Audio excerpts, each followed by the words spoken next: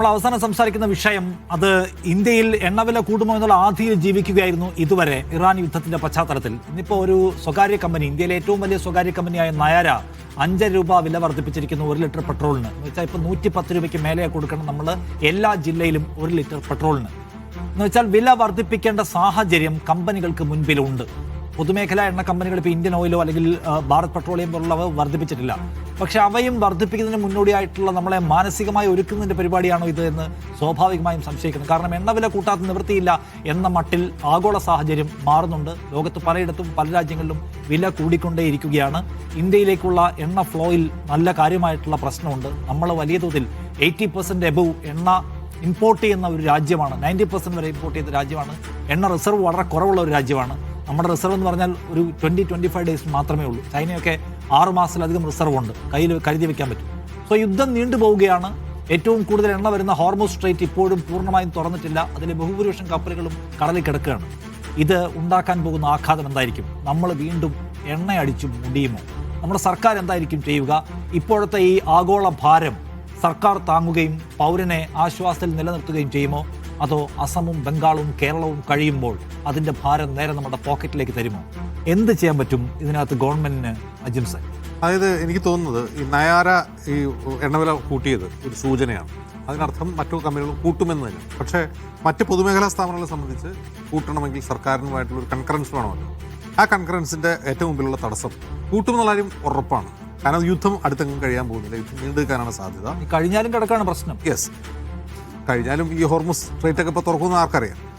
ഇവിടുത്തെ പ്രശ്നം ഈ അസം, ബംഗാൾ, കേരളം ഈ തെരഞ്ഞെടുപ്പ് കഴിയണം. തെരഞ്ഞെടുപ്പ് കഴിയുമ്പോൾ സർക്കാർ എന്ത് ചെയ്യും? ഈ എണ്ണവില കൂട്ടുക എന്ന് പറഞ്ഞാൽ അത്ര വലിയ പണിയല്ല. എക്സൈസ് തീരുവോ കൂട്ടുകയോ കുറയ്ക്കുകയും ചെയ്തുകൊണ്ടാണ് എണ്ണവില ക്രമീകരിക്കുന്നത്. ഇപ്പോൾ എണ്ണവില $60 താഴെ പോകുന്ന സമയത്ത്, ക്രൂഡ് ഓയിൽ വില $60 താഴെ പോകുന്ന സമയത്ത് നമ്മൾ 100 രൂപയ്ക്ക് പെട്രോൾ അടിക്കും.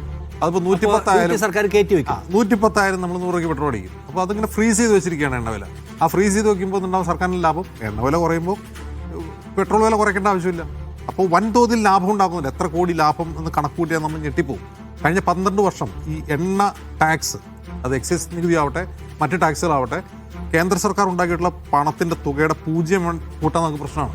ഇത്രയും പണം നമ്മുടെ സർക്കാർ കുന്നുകൂട്ടിയോ എന്ന് ചോദിക്കും. അപ്പോൾ അത്രയും പണം കുന്നുകൂട്ടിയിട്ട് എന്ത് ചെയ്തു എന്നുള്ള ചോദ്യം കൂടിയുണ്ട്. ഞങ്ങൾ കക്കൂസ് പണിതുന്നായിരുന്നു ആദ്യത്തെ വിശദീകരണം. പിന്നെ ഹൈവേ പണിയുന്നതായി. ഓക്കെ, ഹൈവേ ആണെങ്കിൽ പണിത് കാണണമല്ലോ ഇത്രയും പണത്തിന്. നമ്മൾ ടോൾ എടുത്താൽ പോകാൻ പോകുന്നത് അത് വേറെ കാര്യം. എന്തായാലും എണ്ണവില വർദ്ധിക്കും. നമ്മുടെ പ്രശ്നം എണ്ണവില എന്തായാലും വർദ്ധിക്കും. അത് തെരഞ്ഞെടുപ്പ് കഴിയണം. തെരഞ്ഞെടുപ്പ് കഴിയുന്നതിന് മുമ്പ് യുദ്ധം തീർന്നു കിട്ടിയാൽ മാത്രമേ നമുക്ക് മുമ്പിൽ രക്ഷയുള്ളൂ. ഈ എണ്ണവില വർദ്ധിക്കും എന്നുള്ളതിൻ്റെ ഏറ്റവും 100% സൂചനയാണ് നയാരയുടെ ഇന്നത്തെ നിലപാട്. ജിമ്മിയും എണ്ണവില വർദ്ധിക്കാന്ന് വെച്ചാൽ യുദ്ധം നാളെ കൂടെ കഴിഞ്ഞു എന്ന് വിചാരിക്കുക. അപ്പോൾ നമ്മുടെ എണ്ണ പ്രശ്നം തീരുമോ? അല്ല, പ്രശ്നം എണ്ണ പ്രശ്നം യുദ്ധം തീർന്നാലും തീരാൻ പോകുന്നില്ല. കാരണം ഒരുപാട് കാലത്തെ ഒരുപാട് പ്രതിസന്ധികൾ കിടക്കുകയാണ്. ഈ സാധനം ഇനി ഇവിടെ എത്തണം, ഒരുപാട് കപ്പലുകൾ അവിടെ കാത്തു കിടക്കണം, ഒരുപാട് ഇഷ്യൂസ് ഉണ്ട്. അതല്ല ഞാൻ പറയാൻ പോകുന്ന വിഷയം. ഈ സത്യത്തിൽ ഈ എണ്ണവില അവസാനം കൂട്ടിയ കാലം ഓർമ്മയുണ്ട്. അന്ന് എണ്ണവില ഇതുപോലെ $100 എന്നൊക്കെ പറഞ്ഞ് കുതിച്ച് കയറിക്കൊണ്ടിരുന്ന സമയത്ത് എണ്ണവില കൂട്ടിയ ശേഷം പിന്നീട് $40-50 വരെ ഒരു വീപ്പയ്ക്ക് കുറഞ്ഞ ഒരു കാലം, അതും പ്രേക്ഷകർക്ക് ഓർമ്മയുണ്ടാവും. അങ്ങനെ ഒരു കാലം ഉണ്ടായിരുന്നു. അല്ല, ഈ യുദ്ധം തുടങ്ങുന്നതിന് മുമ്പ് വരെ 60 50 കിടന്ന അന്ന് ഇത് കുറയ്ക്കാൻ തോന്നിയില്ലല്ലോ. അതിലും കുറഞ്ഞ വിലക്കാണ് റഷ്യ നേടിക്കൊണ്ട്. അതെ, അന്ന് ഇത് കുറയ്ക്കാൻ തോന്നിയില്ലല്ലോ. കൂടെ 20% എഥനോളുവേ പിന്നെ അപ്പോൾ കഴിഞ്ഞ 3-4 വർഷം ഈ എണ്ണവില അന്താരാഷ്ട്ര വിപണിയിൽ വല്ലാതെ കുറഞ്ഞു നിൽക്കുമ്പോഴും പണ്ട് ബാരലിന് എണ്ണവില കൂടി എന്ന് പറഞ്ഞ് കൂട്ടിയത് കുറച്ചില്ലല്ലോ. അപ്പോൾ ഈ സർക്കാരിന് ഈ പുതിയ പശ്ചാത്തലത്തിൽ, ഈ പുതിയൊരു സാഹചര്യത്തിൽ എണ്ണവില കൂടി എന്ന് പറഞ്ഞ്, ബാരലിന് വില കൂടി എന്ന് പറഞ്ഞ് അതിൻ്റെ പേരിൽ കൂട്ടാനുള്ള ധാർമ്മികമായ യാതൊരു അവകാശവുമില്ല. 1. 2, പറയുന്ന മറ്റൊരു ന്യായം വേണമെങ്കിൽ പറയാവുന്നത് പഴയ പോലല്ല. ഡോളറിൻ്റെ വില, ഡോളറുമായി നോക്കുമ്പോൾ ഇന്ത്യൻ റുപ്പിയുടെ വില താന്നുപോയി എന്നാണ്. അതിന് മറുപടി മോദി തന്നെ പറഞ്ഞിട്ടുണ്ട് 2013.